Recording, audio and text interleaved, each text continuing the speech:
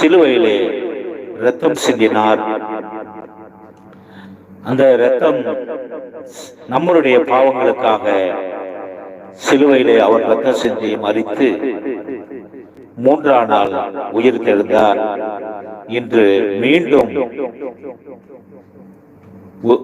இரண்டாம் வருகையிலே, ரகசிய வருகையிலே மீண்டும் வருபவராக நம்மளை அனைவரையும் அழைத்துக் கொண்டு போக அவர் வருபவராக இருக்கிறார்.